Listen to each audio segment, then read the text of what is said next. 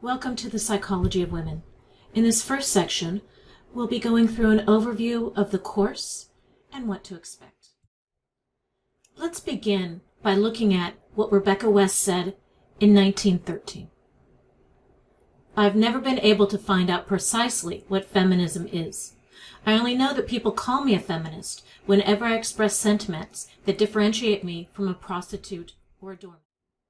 Women have a long history of setting aside their own needs and freedoms to eradicate others' oppressions. When do we as a global society begin to truly comprehend the 6,000-year systematic and overt oppression of half of the human race?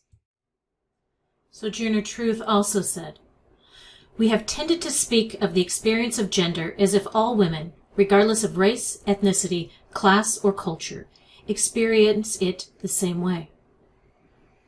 Just as the power relationship between men and women have tended to privilege men's viewpoints about human experiences, so too the power relations among cultural and ethnic groups that have tended to privilege white and middle-class Western women's viewpoints about women's experiences.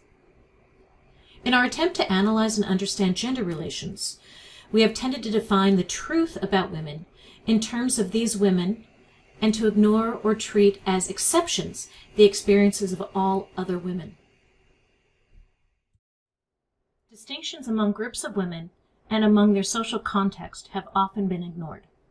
As such, it is important to come to this body of work through multicolored kaleidoscopes of intersectionality. In a belief that having the right to vote would give women freedom and eradicate all forms of discrimination, women fought for the right to vote in many places around. While we will focus more time this semester on psychological research and case studies in the U.S., it is important to explore works around the world. 3 early examples of freedom fighters in India include Savitri Bai, who is considered one of India's early feminists. She was instrumental in opposing child marriages and discrimination based on caste and gender. She founded the first women's school in Peru in 1848 and started a home for widows who were outcast from society because they were often raped and impregnated. Sarojini Naidu was known as the Nightingale of India. She was the second woman to become president of the Indian National Congress in 1925. And traveled to different regions delivering lectures on social welfare, nationalism, and advocating for women's empowerment. And Indira Gandhi, who was the 4th Prime Minister and first female Prime Minister of India from 1966 to 1977, and then again from 1980 until her assassination in 1984. She fought for free and independent states, had a platform to eradicate poverty and give a political voice to the poor and lower castes. She was named the Woman of the Millennium by the BBC in 1999. By 1916, only 9 states in the United States had given women the right to vote. For the National Women's Party, led by Alice Paul, the progress on suffrage was too slow. They demanded a constitutional amendment to make the vote a national right. Woodrow Wilson, a Democrat, supported women's suffrage at the state level, but opposed a national amendment. From the beginning of Woodrow Wilson's second term, National Women's Party's members surrounded the White House in silent protest. Their banners attempted to prick the president's conscience, often charging him with hypocrisies. What was militant about the National Women's Party was that no group had ever picketed the White House before. No one had ever seen anything like this, especially a group of women.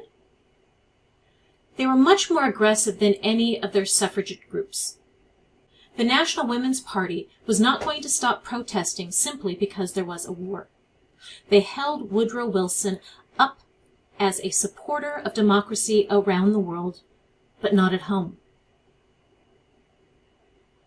By June 1917, crowds were getting incensed at what they saw as unpatriotic actions by these women. The police warned the women that they would be arrested if they continued. Nevertheless, they persisted. The first arrests were in June, 3-day sentences, mostly for obstructing the sidewalk. The judge fined the picketers, which they refused to pay. After serving the 3 days, the women returned in front of the White House. But the women arrested in August were sentenced to 60 days. Alice Paul had been arrested in October and taken to a D.C. jail. There she went on a hunger strike. Doctors force-fed her twice a day with a tube down her throat, a process that caused her to vomit repeatedly. Dr. White, the superintendent of St. Elizabeth's Hospital, interviewed her with the belief that he would have her committed. What White found was that Paul was sane and perfectly calm, just determined. By November, several picketers had been arrested multiple times, and Whitaker had lost his patience. Suffragists demanded to be considered political prisoners, a distinction that could mean better treatment than a D.C. jail. Then, on October 17th, suffragists were clubbed, beaten, and tortured by at least 12 of the 44 guards at the prison in North Carolina, by the orders of the workhouse superintendent. The 33 suffragists from the National Women's Party had been arrested 4 days earlier while picketing outside the White House for the right to vote. Lucy Burns was manacled to the bars above her cell and forced to stand all night. Dorothy Day had her arms twisted behind her back and was slammed twice over the back of an iron bench. The guards threw Dora Lewis into a dark cell and smashed her head against an iron bed, knocking her out. Lewis's cellmate, believing Lewis was dead, suffered a heart attack and was denied medical care until the next morning. Suffragists dubbed their treatment that night the Night of Terror. Prison officials denied the protesters counsel. Many began hunger strikes. Superintendent Whitaker, who had ordered the beatings, called for Marines to guard the compound from these starving women. Suffragist Doris Stevens' jailhouse correspondence to her husband about the ordeal led to reporting of it in the party newsletter, The Suffragist, outraging others in the movement and galvanizing public opinion in their favor. Dudley Fieldman Malone, Wilson's campaign advisor, who was married to Doris Stevens and getting these letters, resigned his White House cabinet position to represent these women in the court. By November 28th, 2 weeks after the Night of Terror, both Paul and all of the prisoners were out on bail. In March 1918, the District of Columbia Court of Appeals declared that all the suffragist arrests had been unconstitutional. This was one of many things that women did in their fight for freedom and equality.